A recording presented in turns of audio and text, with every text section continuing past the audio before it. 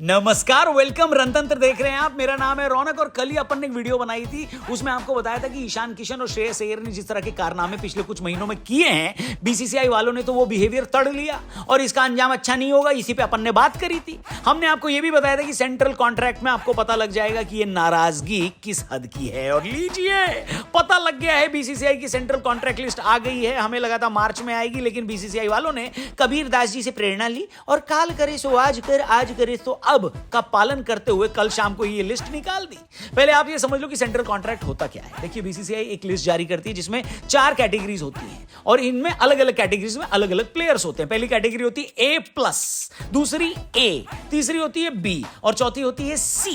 जो सबसे प्रीमियम खिलाड़ी होता है वो सबसे ऊपर वाली कैटेगरी यानी A+ में होता है और इसी तरह खिलाड़ी की उपयोगिता के हिसाब से उसे अलग अलग कैटेगरी में डाला जाता है। जो किसी कैटेगरी में नहीं है, इसका मतलब वो फिलहाल बीसीसीआई का उतना सगा नहीं है। हालांकि इसका मतलब ये नहीं है कि उसको सिलेक्ट नहीं किया जाएगा, वो सिलेक्शन के लिए कंसीडर नहीं किया जाएगा, पर जाहिर सी बात है सेंट्रली कॉन्ट्रैक्ट प्लेयर को प्रेफरेंस पहले दी जाएगी। अब आप जरा एक नजर कल रिलीज हुई इस लिस्ट पर डाल लीजिए, क्योंकि आज हम डिस्कस करने वाले हैं इस लिस्ट में कौन से खिलाड़ी हैं और टीम इंडिया पर उनका क्या असर पड़ने वाला है। ठीक है, तो सबसे पहले सेंट्रल कॉन्ट्रैक्ट लिस्ट की हाईलाइट नंबर 1, ईशान किशन और श्रेयस अय्यर को इस लिस्ट में जगह न मिलना। एक ऐसी लिस्ट जिसमें ऋषभ पंत है जिन्होंने 1 साल से क्रिकेट नहीं खेला। एक ऐसी लिस्ट जिसमें केएस भरत को भी जगह मिल गई है, उसमें ईशान किशन और श्रेयस अय्यर को जगह न मिलने का तो एक ही मतलब होता है, डिसिप्लिनरी एक्शन। वरना ईशान किशन पिछले साल के दिसंबर तक टीम इंडिया में खेल रहे थे, जबकि श्रेयस अय्यर ने तो इंग्लैंड की सीरीज में दूसरे मैच तक में हिस्सा लिया है। इतने रीसेंट खिलाड़ियों को निकालने का एक ही मतलब है कि बीसीसीआई ने जो मैंडेट जारी किए थे, इन दोनों ने उसको पूरा नहीं किया है और इस वजह से अब ये दोनों सेंट्रल कॉन्ट्रैक्ट का हिस्सा नहीं है।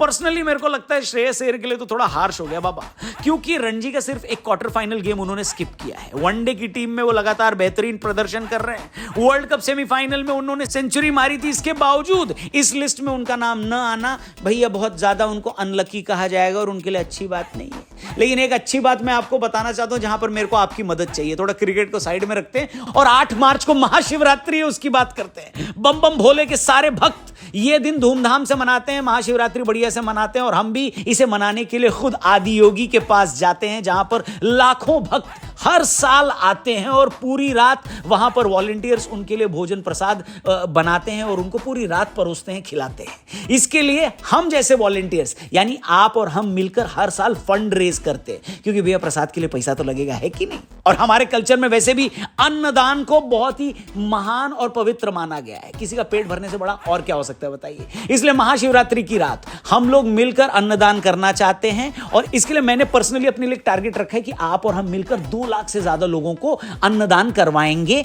एक व्यक्ति का 50 रुपए का खर्चा आता है। डिस्क्रिप्शन में लिंक दिया, उस पर क्लिक करके आप जाओगे तो सारी डिटेल आपको मिल जाएगी। अगर आप भी कंट्रीब्यूट करना चाहते हो, जो कि मैं चाहता हूं आप करो, तो आप एक व्यक्ति के लिए 50 रुपए का कंट्रीब्यूशन कर सकते हो। अगर आपको लगता है नहीं भैया आपकी कैपेसिटी ज्यादा है, तो आप 10 लोगों के लिए कंट्रीब्यूट करो, 100 लोगों के लिए करो, 1000 लोगों के लिए करो और खुद क्या ये लिंक और भी लोगों तक पहुंचाओ और उन सबको बोलो कि महाशिवरात्रि की रात जो महाअन्नदान होने वाला है, आइए मिलकर उसमें बढ़ चढ़कर कंट्रीब्यूट करें और ज्यादा से ज्यादा लोगों तक महाशिवरात्रि का ये प्रसाद पहुंचाएं।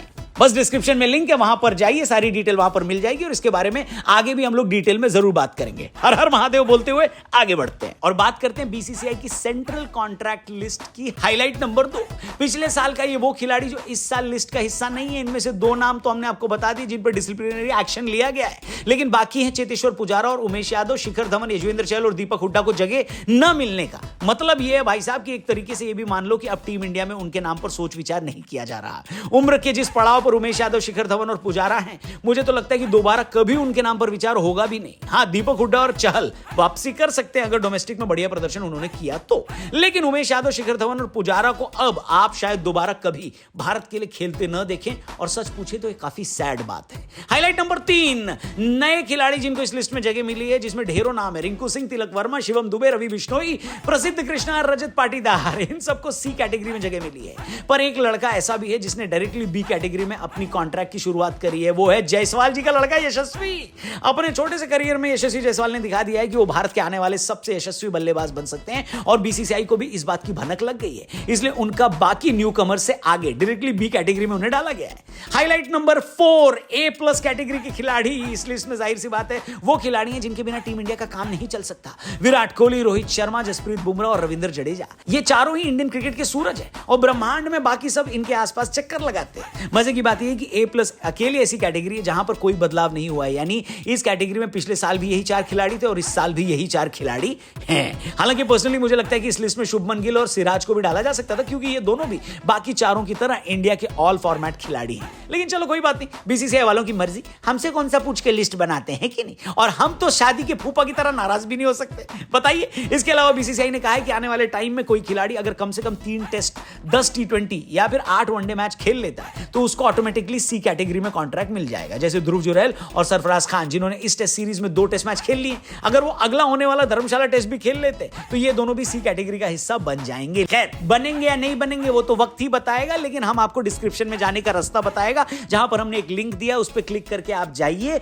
और डोनेट करिए महाअन्नदान के लिए, जो महाशिवरात्रि पर होने वाला है 8 मार्च को ईशा फाउंडेशन में। जी हां, आदि योगी के सामने लाखों लोग आते हैं और वॉलंटियर्स उन लाखों लोगों के लिए महाअन्नदान का प्रसाद बनाते हैं, जिसमें मैं इस बार चाहता हूं कि आप और हम मिलकर 2 लाख लोगों के लिए यह महाअन्नदान करें। एक व्यक्ति के अन्नदान के लिए 50 रुपए का खर्चा है। आपको क्या लगता है आप कितने लोगों के लिए कंट्रीब्यूट कर सकते हैं? डिस्क्रिप्शन में लिंक है, ज्यादा से ज्यादा लोगों तक उस लिंक को जरूर पहुंचाएं। और आप भी कंट्रीब्यूट करना चाहते हैं तो वहां पर जाएं, चैनल को भी सब्सक्राइब करके जाइएगा। जल्दी मिलते हैं एक और कड़क वीडियो के साथ यहीं पर। Thank you for watching. जय हिंद।